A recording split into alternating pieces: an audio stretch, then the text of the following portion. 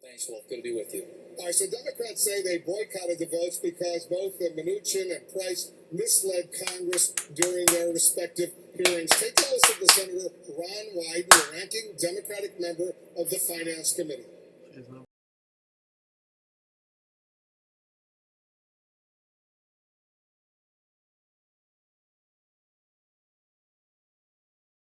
In the face of strong evidence of serious ethical problems for two nominees is exceptionally troubling.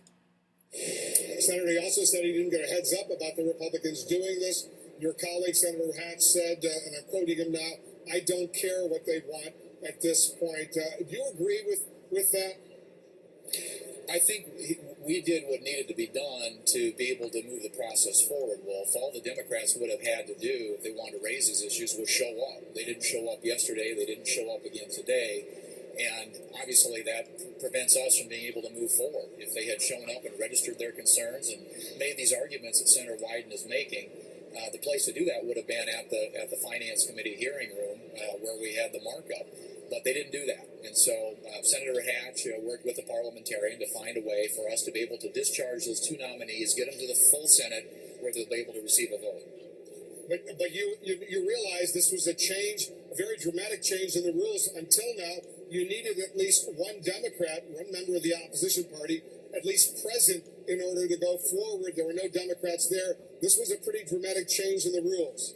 Well, and all it would have taken is for one Democrat to be there, and they could have objected to that. You can't change the rules without unanimous consent, and so, or have a supermajority there, which wasn't there. But if one Democrat shows up, they prevent this from happening. So they kind of made that choice. They made a decision. They didn't want to participate, and you can't just because you didn't like the election outcome burn this place down. These people, the Department of Treasury, the Department of Health and Human Services are incredibly important positions, and they need to be filled. And there's a process that we all have to go through. They answer questions, they respond to it, and at some point you vote. And the Democrats didn't want to allow that process to move forward. But we need to get these two nominees reported to the floor where we can get them voted on.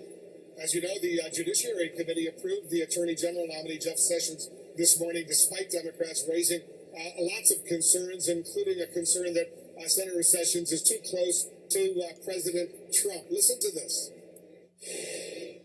On the campaign trail, the American people witnessed Donald Trump glorify sexual misconduct, mock a disabled reporter, and make disparaging remarks about immigrants and minorities, all with no pushback from Senator Sessions. So he is we all witnessed chants of all lock her up, which Senator Sessions did not push back against and even excused in his hearing as, I quote, humorously done. Does Senator Whitehouse make a fair point? I think a lot of things get said during the course of a campaign that obviously are in a heated environment. But Jeff Sessions helped Donald Trump, I think advised him on some of the issues throughout the course of the campaign.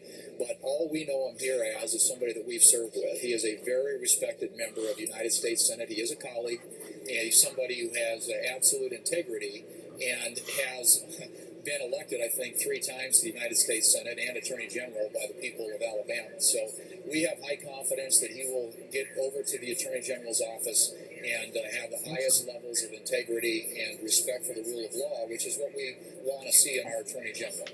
Let me turn quickly, Senator, the President's nomination of Neil Gorsuch to become a United States Supreme Court Justice. Some Democrats in the Senate have already signaled they're going to fight to block him, sort of as payback for the way you guys, the Republicans, obstructed President Obama's pick, Merrick Garland. Let me read to you a statement from the Oregon Senator Jeff Merkley. Here it is. This is a stolen seat being filled